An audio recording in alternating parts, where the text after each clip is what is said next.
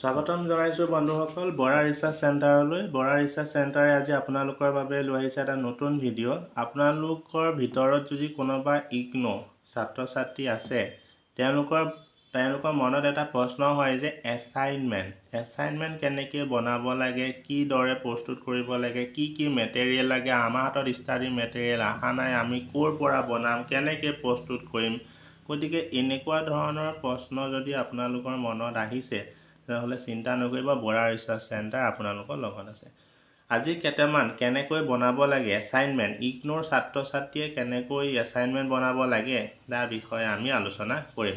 লগতে সেই এছাইনমেণ্ট কেৱল ইগনোৰ কাৰণে নহয়, যিসকল ষ্টুডেণ্টে ফৰ্মেল এডুকেশ্যনত পঢ়ি আছে, নগাঁও কলেজ, এলিভি কলেজ, সাগৰীজান college, Nagaon girls college, Guwahati university, Cotton university, Tezpur ইউনিভাৰ্চিটিত য'তে পঢ়ি নাথাকক কিয়, তেওঁলোকে যদি পঢ়ি আছে তেওঁলোকে কিদৰে প্ৰিপেৰেশ্যন কৰিব, কিদৰে এছাইনমেণ্ট বনাব, ক'ৰ পৰা বনাব, সেই সকলোবিলাক কথা এই ভিডিঅ'টোৰ জৰিয়তে ডিছকাশ্যন কৰা হ'ব।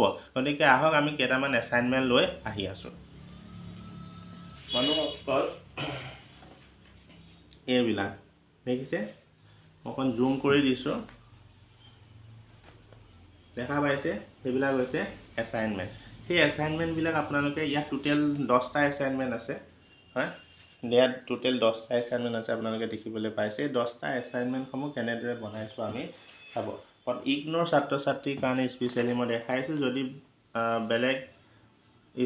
যদি বেলেগ কলেজ ইউনিভাৰ্চিটি হয় তেওঁলোকেও এনেদৰে বনাব পাৰিব, ইয়াত কোনো অসুবিধা নাই। এছাইনমেণ্ট বনোৱা নিয়ম কানুন চবৰে একেই, ঠিক আছে বন্ধুসকল। প্ৰথমে আমি কি কৰিছোঁ, এখন ষ্টিক ফাইল দেখিছে, এখন ষ্টিক ফাইল 10 টকা লয়, আপোনালোকে কিনি ল'ব পাৰিব, মাৰ্কেটত সহজে উপলব্ধ, 10 টকা ল'ব এখনত। তাৰপিছত এখন কুৱেশ্যন পেপাৰ, এখন কুৱেশ্যন পেপাৰ হয়, আমি অকণমান ব্লাৰ কৰি দিছোঁ জাষ্ট চিকিউৰিটি পাৰপছৰ কাৰণে, অ'কে। আৰু ইয়াত এইখন হৈছে কুৱেশ্যন পেপাৰ, ঠিক আছে।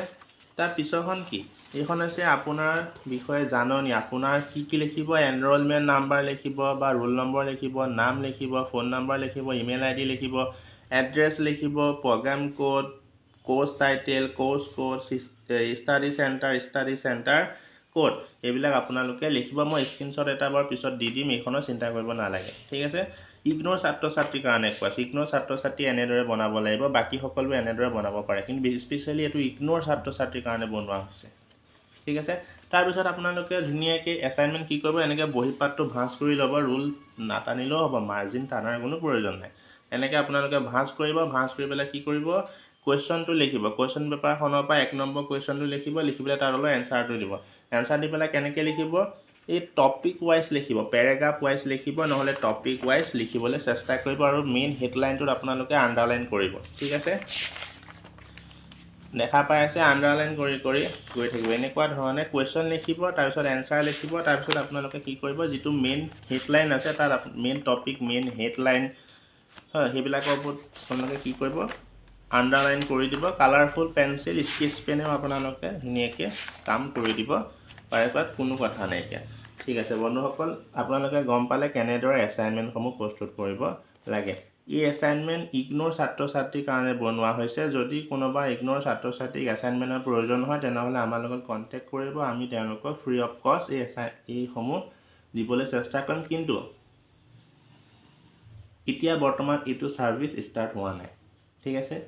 সময় বহুত আছে, জুনতহে পৰীক্ষা হ'ব, গতিকে এমাহৰ আগত এইটো ষ্টাৰ্ট কৰিম বুলি ভাবিছোঁ।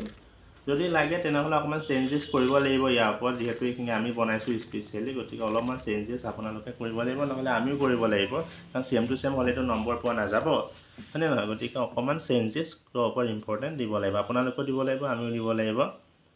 আৰু যি কি নহওক, ইগনোৰ ছাত্ৰ ছাত্ৰীয়ে কেনেদৰে তেওঁলোকৰ এছাইনমেণ্টসমূহ বনাব সেইটো আপোনালোকে গম পালে, দেখাই দিলোঁ। এতিয়া কথাটো হৈছে, এছাইনমেণ্টসমূহ হয়তো আপোনালোকে আমাৰ পৰা নিকিনি পেলাই, আমাৰ পৰা নিবিচাৰি কিনিবতো নালাগে, জাষ্ট ফ্ৰী অফ কষ্ট আমি দি দিম।